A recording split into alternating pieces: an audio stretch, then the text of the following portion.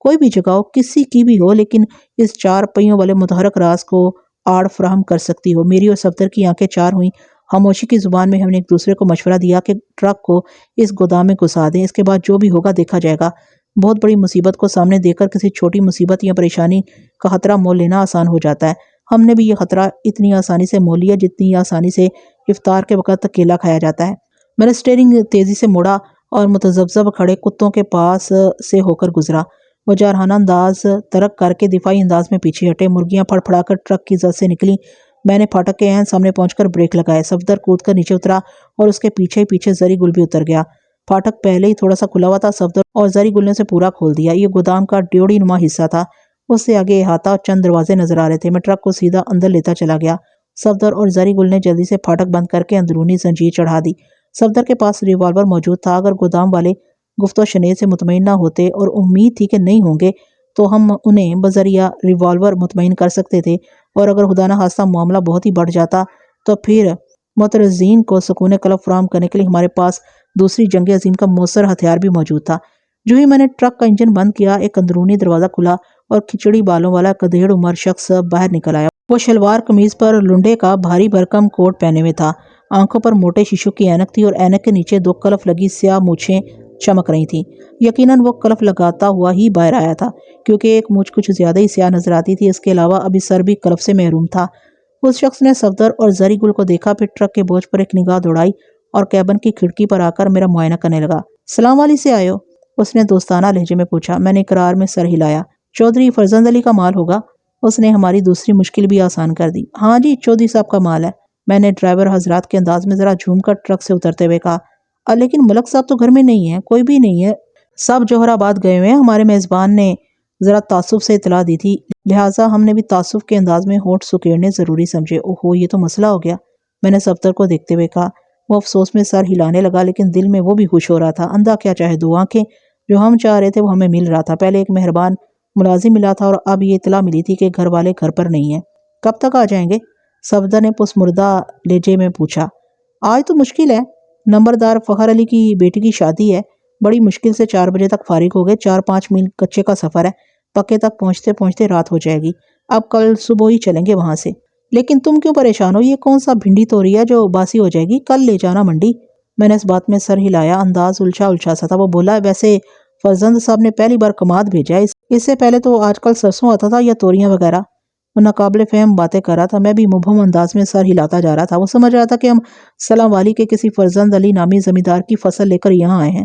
اس کی یہ غلط فہمی جتنی دیر برقرار رہتی اتنا ہی بہتر تھا۔ ہم باتیں کرتے ہوئے احاطے میں پہنچے تو یکایک پہلو میں ایک دروازہ کھلا اور 15-16 سال کی ایک پٹاخہ سی لڑکی دھم سے اندر آ گئی۔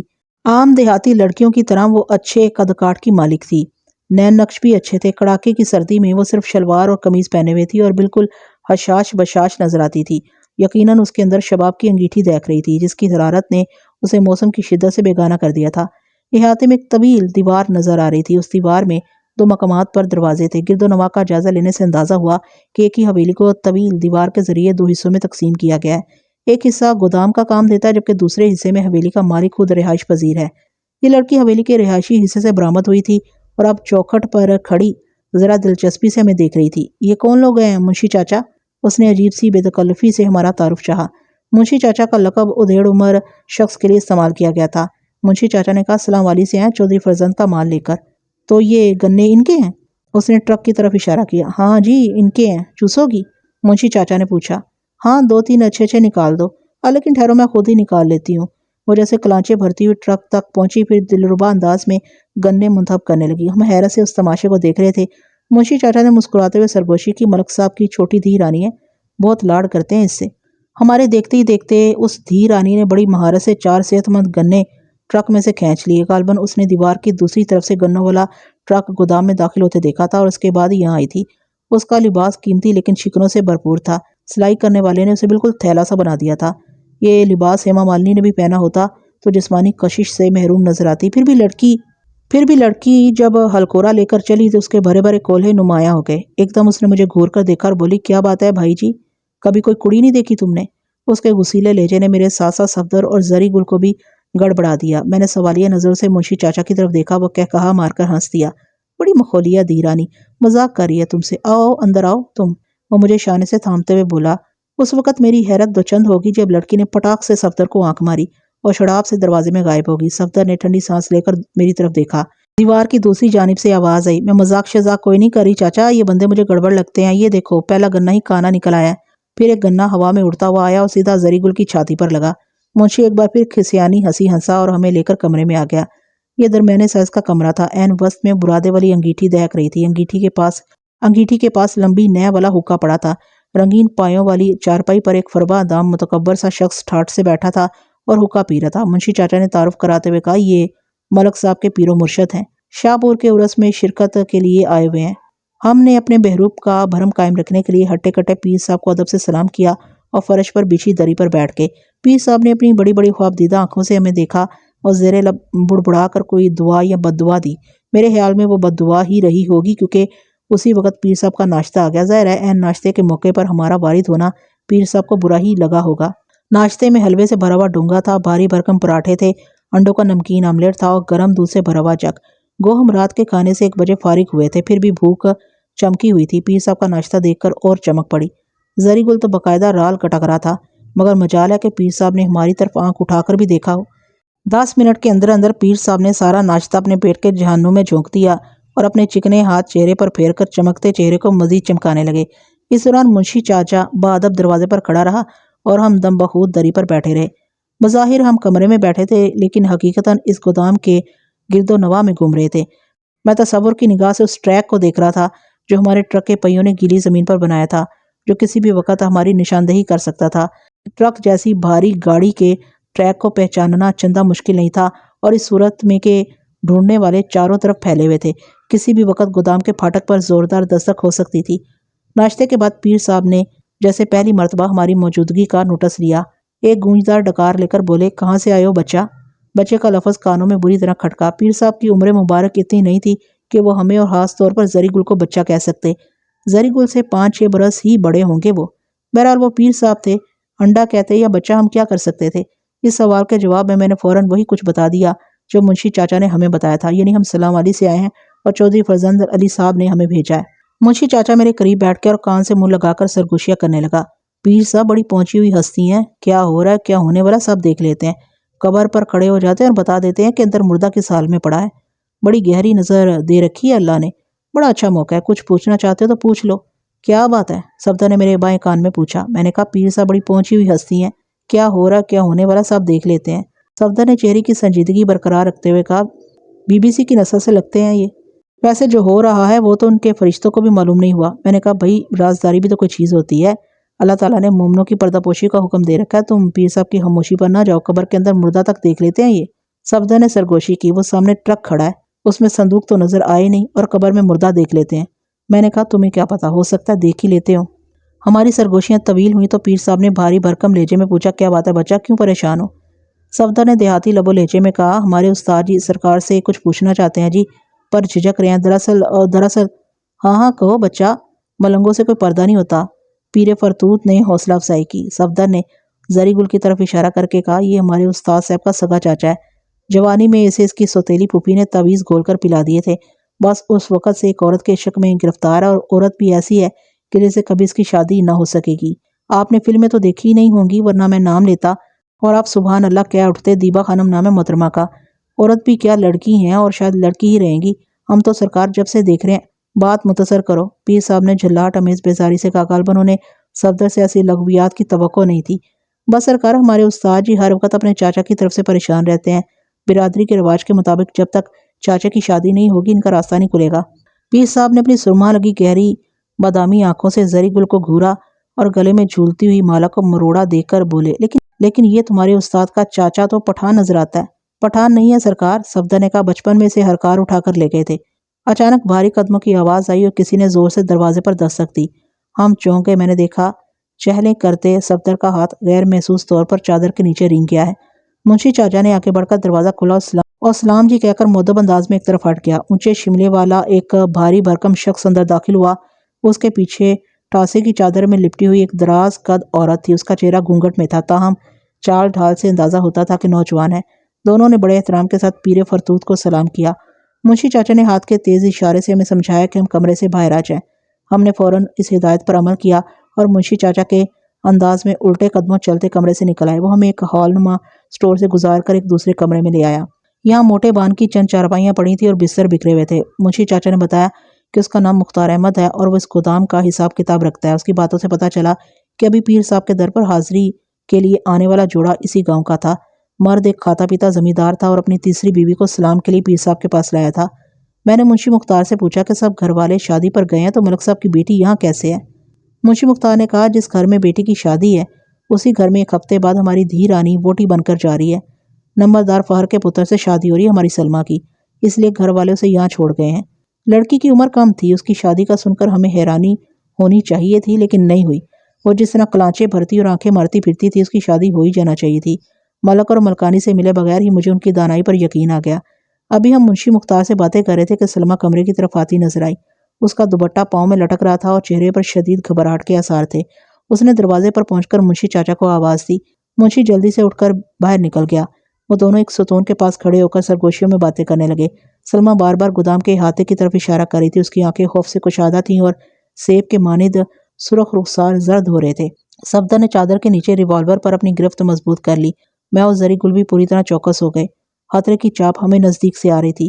منشی مختار نے حوصلہ دینے والے انداز میں سلمہ سے کچھ کہا، پھر اینک درست کرتا ہوا ہماری طرف آیا۔ اسے معلوم نہیں تھا کہ ہم کھڑکی سے سب کچھ دیکھ رہے ہیں۔ کمرے میں آ کر اس نے ہم تینوں کو بڑے غور سے دیکھا۔ اس کی آنکھوں میں گہری سنجیدگی کروٹیں لے رہی تھی۔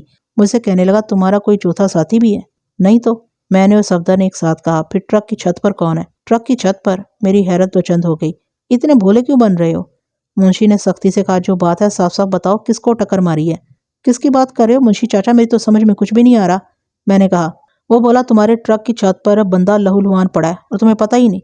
ہم نے حیرت سے ایک دوسرے کو دیکھا۔ میں تیز تیز قدم اٹھاتا احاطے کی طرف بڑھا۔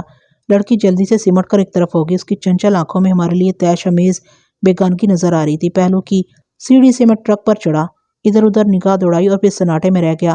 ڈرائیونگ کیبن کی چھت پر ایک لہو لہان خانہ بدوش بے سدھ پڑا تھا۔ مجھے صرف اس کی پشت نظر آ رہی تھی۔ اس کے جسم تلے ایک ٹوٹی ہوئی برچھی دبی تھی اور سر کے پچھلے حصے میں گہرا زخم نظر آ رہا تھا۔ میری نگاہوں میں وہ منظر گھوم گیا جب 6-7 گھنٹے پہلے ہم چٹے پل کی حویلی سے نکلے تھے اور بفرے ہوئے خانہ بدوش چیلوں کی طرح ہمارے ٹرک پر چھپٹے تھے۔ ایک کلہاڑی بردار تو کیبن میں ہی گھس آیا تھا اور صفدر نے اسے بمشکل نیچے پھینکا تھا۔ یقیناً یہ شخص بھی انہی میں سے ایک تھا۔ میں نے دیکھا اس کی ران سے خون بہہ بہہ کر ایک میلے کچیلے گدے میں جذب ہوتا جا رہا تھا۔ یقینی طور پر یہ گولی کا زخم تھا اور یہ گولی اس کے اپنے ساتھیوں ہی کی چلائی ہوئی تھی۔ چھت پر چڑھ کر میں نے اسے سیدھا کیا۔ وہ جھاڑ چنکار داڑھی والا 40-45 سالہ شخص تھا۔ رنگ عام خانہ بدوشوں کی نسبت صاف تھا۔ کانوں میں مرکیاں، ہاتھ میں کڑا، پاؤں میں ایک خستہ حال گرگابی۔ وہ تہمت قمیض اور لنڈے کی جیسی پہنے ہوئے تھا۔ اب صفدر بھی چھت پر چڑھ آیا تو حیرت سے اس بلائے نگہانی کو دیکھ رہا تھا۔ میں نے اس کی نبضیں ٹٹولی، پھر صندوق جیسے سینے سے کان لگایا۔ وہ زندہ تھا۔ میرے خیال میں گولی لگنے کے بعد وہ گنوں کے ڈھیر سے کیبن کے نسبتاً نیچی چھت پر گرا تھا اور اس کا سر چھت کے خمدار اینگل آرن سے ٹکرایا تھا۔ اس کی فوری بے ہوشی کا سبب بھی چوٹ بنی تھی۔ گرنے کے دوران ہی برچھی کا دستہ اس کے بھاری بھرکم جسم کے نیچے آیا تھا اور 2 ٹکڑے ہو گیا تھا۔ اب اس شخص کو ٹرک سے نیچے لانے کا مسئلہ تھا۔ میں نے صفدر کی مدد سے اسے بمشکل کندھے پر لادا اور سیڑھی اتر کر نیچے آ گیا۔ ہم اسے کمرے میں لائے اور فرش پر بچھی چٹائی پر لٹا دیا۔ منشی مختار اور سلمہ نامی لڑکی دونوں جواب طلب نظروں سے ہماری طرف دیکھ رہے تھے۔ میں نے کہا منشی جی، ہم بڑی سے بڑی قسم کھا سکتے ہیں ہم اس شخص کے بارے میں کچھ پتہ نہیں۔ اگر ہم نے اسے زخمی کیا ہوتا تو یہاں کیوں لاتے؟ راستے ہی میں کہیں پھینک آتے یا ٹرک میں کہیں اس طرح چھپاتے کہ کسی کو نظر نہ آتا۔ یہ چھت پر پڑا تھا اور ارد گرد کے کسی مکان کی چھت سے نظر آ سکتا تھا۔ میرا خیال ہے کہ چھوٹی بی بی نے بھی اسے چھت سے ہی دیکھا ہے۔ کیوں بی بی؟ میں نے لڑکی سے پوچھا۔ وہ بولی ہاں، میں اوپر سے گوئے لینے گئی تھی، واپس آنے لگی تو اس بندے پر نظر پڑی۔ پھر ذرا رک کر بولی پر اگر اسے تم نے زخمی نہیں کیا تو یہ تمہارے ٹرک پر کیسے پہنچا؟ صفدر بولا یہی بات تو ہمیں حیران کر رہی ہے۔ میں نے کہا کہیں یہ گودام کی چھت پر سے تو ٹرک پر نہیں کودا؟ اب بات منشی اور لڑکی پر آ رہی تھی اس لیے وہ کچھ دھیمے پڑ گئے۔ منشی بولا اس پینڈ کے آلے دوالے تو دور دور تک کوئی خانہ بدوش نہیں ہے، نہ ہی ہم نے کبھی کوئی ایسی شکل یہاں دیکھی ہے۔ یہ سوغات تم ہی کہیں سے لے کر آئے ہو؟ میں نے زخمی کا تہہ بند کھولنے کے لیے ہاتھ بڑھایا تو لڑکی خود ہی باہر کھسک گئی۔ نامعلوم خانہ بدوش کی ران میں گولی لگی تھی، مگر ایسے ڈھنگ سے لگی تھی کہ گوشت پھاڑ کر دوسری طرف نکل گئی تھی۔ زخم گھٹنے سے قریباً 4 انچ اوپر تھا، ہڈی نقصان سے محفوظ رہی تھی۔ منشی باہر گیا اور زخموں پر لگانے والا پاؤڈر لے آیا۔ کمرے میں موجود ایک لحاف سے ہم نے کچھ روئی نکالی اور زخم پر اس طرح پٹی لپیٹ دی کہ خون رسنا بند ہو گیا۔ سر کے زخم کو بھی اسی طرح طبی امداد فراہم کر دی گئی۔ منشی کوئی چیز لینے کمرے سے باہر گیا تو صفدر نے جلدی جلدی زخمی کی تلاشی لی۔ یہ تلاشی سودمند ثابت ہوئی اور اس شخص کے لباس سے ایک کھلا ہوا کمانی دار چاقو برآمد ہوا۔ یہ چاقو صفدر نے زری گل کے حوالے کر دیا۔ منشی چند منٹ بعد واپس آ گیا۔ وہ کچھ گھبرایا ہوا تھا، کہنے لگا یہ تو پولیس کیس ہے، اگر اس بندے کو کچھ ہو گیا تو تمہارے ساتھ ساتھ ہم بھی پھنسیں گے۔ میں نے اسے تسلی دیتے ہوئے کہا منشی جی حوصلہ رکھو، ایسی کوئی بات نہیں، ابھی تھوڑی دیر تک یہ ہوش میں آ جائے، پھر خود ہی بتائے گا کہ کیا ہوا ہے اس کے ساتھ۔ ویسے دل ہی دل میں ہم دعا کر رہے تھے کہ یہ جلدی ہوش میں نہ آئے، کم سے کم منشی کی موجودگی میں تو اسے بے ہوش ہی رہنا چاہیے تھا۔ تھوڑی دیر بعد منشی نے ہم سے کہا میں ذرا ڈیرے تک جا رہا ہوں، تم دروازہ اندر سے بند رکھو، کسی کو پتہ نہیں چلنا چاہیے کہ یہاں کوئی زخمی ہے، اور اونچی آواز میں بات بھی نہیں کرنا۔ اس کمرے کے بالکل پیچھے پیر صاحب کا کمرہ ہے، وہ وظیفے میں بیٹھے ہوئے ہیں اور ایسی حالت میں ان تک کوئی آواز نہیں پہنچنی چاہیے۔ میں نے کہا تم بے فکر رہو منشی جی۔ منشی کے جانے سے جہاں ہمیں تسلی ہوئی وہاں کچھ فکر بھی لاحق ہوگی، خاص طور پر صفدر اور زری گل پریشان نظر آ رہے تھے۔ آخر دل کی بات زری گل کی زبان پر آ ہی گئی۔ مخصوص لہجے میں بولا یہ کافر کا بچہ منشی خان کہیں پولیس کو لینے تو نہیں چلا گیا؟ صفدر بھی جواب طلب نظروں سے میری طرف دیکھنے لگا تھا۔ میں نے سگریٹ کا کش لیتے ہوئے کہا میرے خیال میں تو منشی ایسی جلد بازی نہیں کرے گا، اس کے نزدیک ہم چودھری فرزند علی کے بندے ہیں، اور فرزند علی جو بھی ہے ملک صاحب سے اس کے تعلقات سے گہرے لگتے ہیں۔ ویسے بھی یہ کوئی قتل کا کیس تو ہے نہیں۔ یہ بات منشی کی سمجھ میں بھی آ گئی ہے کہ بندہ صرف بے ہوش ہے، اور یقینی بات ہے کہ ہوش میں آ جائے گا۔ صبح مطلب کچھ دیر کے لیے صاف ہوا تھا، لیکن اب پھر آسمان پر گہرے بادل امڑ آئے تھے اور کسی بھی وقت بارش شروع ہو سکتی تھی۔ بمشکل 10-15 منٹ گزرے ہوں گے کہ تڑا تڑ بارش ہونے لگی۔ موٹی بوندیں ٹپا ٹپ کچے در و دیوار پر گریں اور پھر ایک دل نواز ردم کے ساتھ می برسنے لگا۔ گاؤں کی بارش ہمیشہ سے میرے دل کو بھاتی ہے، پانی کی چادر میں خاموشی سے بھیگتے ہوئے کچے کوٹھے، دیواروں میں چمکتے ہوئے بھوسے کے تنکے، نالیوں میں خاموشی سے بہتا پانی، اور پھر گھروں کے اندر ہمکتی ہوئی زندگی۔ لحافوں میں بیٹھ کر کہانیاں کہنا، ریوڑیاں اور چڑوے کھانا، پوڑے تلنا، اور شریر بچوں کا متصر کمروں میں ادھم مچانا۔ گاؤں کی بارش سے میرے بچپن اور لڑکپن کی بہت سی سنہری یادیں وابستہ تھی۔ آج ایک عرصے بعد گاؤں کی ایسی موسلا دھار بارش دیکھنے کا اتفاق ہوا تھا۔ کوئی اور موقع ہوتا تو یقیناً میں لطف اندوز ہوتا، لیکن اس وقت ہم مصروف تھے، اور مصروف بھی ایسے ویسے نہیں۔ ہم ہزاروں فٹ کی بلندی پر تنے ہوئے ایک رسے پر کھڑے تھے۔ ہمارے چاروں طرف گہری کھائیاں تھیں اور تیز ہوائیں چل رہی تھیں۔ کسی بھی وقت کوئی بے رحم جھونکا ہمیں موت کے حوالے کر سکتا تھا۔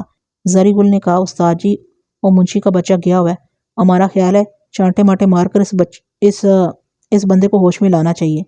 میرا اپنا بھی یہی خیال تھا۔ ہم تینوں نے کوشش کی، زخمی کے چہرے پر پانی کے چھینٹے دیے، اس کے ہاتھ پاؤں کی مالش کی، اور تمام طریقے آزمائے جو کسی شخص کو ہوش میں لانے کے لیے اختیار کیے جاتے ہیں۔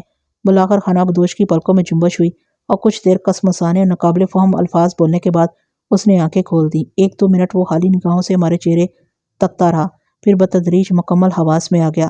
اس نے جو کچھ کیا اتنی تیزی سے کیا کہ ہم حیرت کا بت بنے رہ گئے۔ یکایک اس نے اپنا سر تکیے سے اٹھایا اور زری گل پر چھپٹ پڑا۔ اس نے زری گل کا گریبان پکڑا، گریبان کے زور پر اٹھا، اور پھر زری گل کو نیچے لیتا ہوا دھڑام سے میں نے دیکھا کہ اس کا بایاں ہاتھ بجلی کی سرعت سے اپنی قمیض کے نیچے گیا۔ وہ غالباً وہاں سے کمانی دار چاقو نکالنا چاہتا تھا، لیکن چاقو وہاں نہیں تھا۔ اس نے دونوں ہاتھوں سے زری گل کی گردن دبوچ لی اور چلا کر بولا میں تمہیں زندہ نہیں چھوڑوں گا، میں تمہاری جان کھینچ لوں گا، بتاؤ کہاں ہے بالی، بتاؤ کہاں ہے۔ وہ جنونی انداز میں زری گل کی گردن دبا رہا تھا۔ اس کے بازوؤں میں بلا کی طاقت تھی۔ اگر زری گل کے کندھوں پر کمزور گردن ہوتی تو گاجر کی طرح ٹوٹ گئی ہوتی۔ میں اور صفدر خانہ بدوش پر چھپٹے۔ زری گل نے جوابی اقدام کے طور پر پھرتی سے کمانی دار چاقو اپنے ہاتھ میں لے لیا تھا، تاہم اس نے عقلمندی کی کہ چاقو کو استعمال نہیں کیا۔ وہ ہماری طرف دیکھ رہا تھا کہ ہم کیا کرتے ہیں۔ خانہ بدوش مسلسل زور لگا رہا تھا، یقین نہیں آ رہا تھا کہ یہ شخص زخمی ہے اور چند منٹ پہلے تک بے ہوش پڑا تھا۔ صفدر اور میں نے اسے چند شدید جھٹکے دیے اور پھر کھینچ کر ایک طرف پٹک دیا۔ وہ چیخ رہا تھا اور گالیاں بک رہا تھا۔ میں نے پھرتی سے اس کے منہ میں ایک پرانی بنیان گھسیٹ دی اور اوپر سے ایک کپڑا باندھ دیا۔ صفدر نے اسے دبوچ رکھا تھا۔ ہم نے اسے اوندھا کیا اور زری گل کے مفرر سے اس کے ہاتھ بھی پشت پر باندھ دیے۔ کمرے میں ہونے والا شور یقیناً باہر تک پہنچا تھا۔ بند دروازے پر دستک ہوئی۔ پہلا خیال ذہن میں یہی آیا کہ حضرت پیر صاحب وظیفہ ادھورا چھوڑ کر پرسش احوال کے لیے آئے ہیں، لیکن میں نے دروازہ کھولا تو سامنے ایک بوڑھی ملازمہ کھڑی تھی۔ اس کے چہرے پر گھبراہٹ کی پرچھائیاں تھیں۔ اس کے عقب میں تھوڑی دور سلمہ نظر آ رہی تھی۔ کیا بات ہے؟ اس نے دور ہی سے پوچھا۔ کچھ نہیں، سب کچھ ٹھیک ہے، تم جاؤ اور منشی چاچا کو بھیجو، میں نے اسے پچکار کر کہا۔ وہ کچھ دیر مجھے غصیلی نظروں سے دیکھتی رہی، پھر سرکش گھوڑی کی طرح پچھنڈا مار کر واپس چلی گئی۔ بوڑھی ملازمہ بھی پیچھے ہی پیچھے نگاہوں سے اوجھل ہو گئی۔ اندازہ ہوتا تھا کہ گھر کے زنان خانے میں ان 2 خواتین کے سوا اور کوئی نہیں۔ پیر فرتوت شاید کسی بہت گہرے مراقبے میں گیا ہوا تھا، جو اتنا شور ہونے پر بھی بدمزہ نہیں ہوا تھا۔ رہا منشی مختار تو وہ ڈیرے پر گیا ہوا تھا اور لگتا تھا تیز بارش کے سبب جلد واپس آنے سے قاصر ہے۔ میں نے تڑپتے مچلتے خانہ بدوش کے قریب بیٹھ کر بے حد نرمی سے اسے سمجھایا کہ بالی نامی لڑکی کو کسی طرح کا نقصان پہنچانے سے ہمارا کوئی تعلق نہیں۔ ہم خود اس شخص سے چھپتے پھرتے ہیں جس نے بالی کو اغوا کیا ہے۔ میں نے ابراہیم کا نام لیا، اسے بتایا کہ وہ ہمارا بھی اتنا ہی دشمن ہے جتنا کہ اس کا ہو سکتا ہے۔ میرے نرم لب و لہجے نے خانہ بدوش پر اثر کیا اور اس کے تنے ہوئے رگ و پٹھے ڈھیلے پڑنے لگے۔ جب مجھے اس کی طرف سے اطمینان ہو گیا تو میں نے صفدر کو اشارہ کیا، اس نے خانہ بدوش کی بندشیں کھول دیں۔ وہ بولنے پر قادر ہوا تو اس نے مخصوص کھردرے لہجے میں پہلا سوال یہ کیا کہ وہ کہاں ہے۔ میں نے کہا تم حویلی سے کافی فاصلے پر ایک چھوٹے سے گاؤں میں ہو، ٹرک پر گر کر بے ہوش ہو گئے تھے تم۔ اس ٹرک پر ہم تینوں سوار تھے۔ ابراہیم نے ہمیں کئی روز سے زبردستی حویلی میں روک رکھا تھا۔ کل رات ہنگامہ شروع ہوا تو ہم کو بھاگنے کا موقع مل گیا۔ ہمیں تو معلوم ہی نہیں ہے ہوا کیا ہے، ہمیں تو معلوم ہی نہیں ہوا کہ تم چھت پر پڑے ہو۔ وہ تو یہاں ایک لڑکی نے دیکھا اور ہمیں بتایا تمہارے زخموں سے خون بہ رہا تھا۔ ہم نے مرہم پٹی کی اور بہت دیر تک ہوش میں لانے کی کوشش کرتے رہے۔ میں خاصی دیر تک اس سے دلجوئی کی باتیں کرتا رہا۔ دھیرے دھیرے یہ بات اس کی سمجھ میں آنے لگی کہ اگر ہم ابراہیم کے ساتھی ہوتے تو ہمیں کیا ضرورت تھی اس کی مرہم پٹی کرنے کی، اس کے سامنے صفائیاں پیش کرنے کی۔ ہم نے اسے کاٹ کر کہیں پھینک دیا ہوتا یا تھانے میں جمع کرا دیا ہوتا۔ جب اسے یقین ہو گیا کہ وہ دشمنوں میں نہیں تو ایک دم اس کا دل بھر آیا۔ اس کی آنکھوں میں آنسو سیلابی ریلے کی طرح ابھرے اور رخساروں پر پھیلتے چلے گئے۔ وہ درد سے ڈوبی آواز میں گالی دے کر بولا، اس حویلی والے نے ہماری بچی کو مار دیا، مجھے یقین ہے اسے مار دیا ہے۔ ہم اس حویلی کی اینٹ سے اینٹ بجا دیں گے اور اس کو ملبے کے ڈھیر پر کھڑا کر کے ٹکڑے کریں گے اس کے۔ پھر وہ چونک کر مجھ سے پوچھنے لگا، تمہیں کچھ پتا بالی کا؟ تم بھی تو وہیں پر تھے، کیا ہوا ہے اس کے ساتھ؟ کہاں ہے وہ؟ میں اسے بتا سکتا تھا کہ اس کے ساتھ ہوا کیا ہے، وہ کہاں ہے، لیکن اس وقت میں نے اس ارزدہ شخص کے بدترین خدشات کو حقیقت کا روپ دینا مناسب نہیں سمجھا۔ میں نے کہا، بالی تمہاری کیا لگتی ہے؟ وہ سینے پر ہاتھ مار کر بولا، وہ میری بھتیجی ہے باؤ، میں سگا چاچا ہوں اس کا۔ میں نے بچپن میں اسے گودی کھلایا، اپنے سینے پر سلایا، اپنے ماں باپ سے بڑھ کر وہ پیار کرتی تھی مجھ سے۔ میں نے ہی اس کا رشتہ ڈھونڈا تھا، اس کی شادی کی تھی، صرف 4 مہینے پہلے بیاہ ہوا تھا اس کا۔ میرا کلیجہ اپنے پلڑے میں باندھ کر لے گئی تھی وہ۔ سسکیاں لینے لگا، پھر ایک دم اٹھ کر بیٹھ گیا۔ ہم نے اسے بمشکل سنبھالا۔ وہ بولا، مجھے چھوڑ دے باؤ، میں اس حویلی والے کے پاس جاؤں گا، اس سے اپنی بیٹی لوں گا یا اس کے 1000 ٹوٹے کروں گا۔ میں نے اسے سہارا دے کر پھر لٹا دیا۔ اس کے زخموں سے خون رسنے لگا تھا۔ ران کے زخم پر تازہ پٹی باندھنی پڑی۔ باہر گرج چمک کے ساتھ بارش ہو رہی تھی۔ میں نے اس کے جسم پر لحاف ڈالتے ہوئے کہا، میں نے تمہیں بتایا ہے نا کہ ابراہیم نے ہمیں وہاں زبردستی رکھا ہوا تھا۔ جتنے دن وہاں رہے ایک چھوٹے سے کمرے اور برآمدے سے باہر نہیں نکلے۔ اتنا اندازہ تو ہمیں ہے کہ حویلی میں ایک خانہ بدوش لڑکی لائی گئی تھی، لیکن اسے کہاں رکھا گیا تھا اور اب وہ کہاں ہے اس کا کچھ پتہ نہیں۔ وہ بولا، آخر کوئی تو وجہ ہوگی، حویلی والے نے تمہیں کیوں رکھا ہوا تھا وہاں؟ میں نے کہا، وہ 3-4 دفعہ ہمیں حویلی کے پچھواڑے احاطے میں لے گیا تھا، وہاں اس نے کنویں میں کھدائی کروائی تھی۔ خانہ بدوش کی آنکھوں میں چمک ابھری۔ وہ بولا، پھر کیا نکلا کنویں میں سے؟ میں نے کہا، کچھ پرانا اسلحہ نکلا تھا، گلی سڑی بندوقیں تھی، دستی بم وغیرہ۔ خانہ بدوش ٹٹولنے والی نظروں سے مجھے دیکھتا رہا، پھر بولا، باؤ اگر تم سچ کہہ رہے ہو تو بڑی تیز قسمت ہے تمہاری جو بچ گئے۔ شاید تمہیں پتہ نہیں، وہ کنواں اس سے پہلے 3 بندوں کی جان لے چکا ہے، اور وہ بندے علیحدہ ہیں جو ہاتھ پیروں سے محتاج ہوئے ہیں۔ ہم تینوں نے اس کے انکشاف پر حیرت کا اظہار کیا۔ خانہ بدوش بولا، 3-4 ہفتے پہلے اس کنویں پر بڑا بڑا دھماکہ ہوا تھا، مرنے والوں میں میری بالی کا خاوند ہیرا رحمو بھی تھا۔ دھماکے سے 1 دن پہلے مزدوروں نے کنویں پر کام کرنے سے انکار کر دیا تھا، ان کو ڈر تھا کہ کوئی نقصان نہ ہو جائے۔ پھر حویلی والے نے ان کو لالچ دے کر اور ڈرا دھمکا کر زبردستی کام پر لگایا۔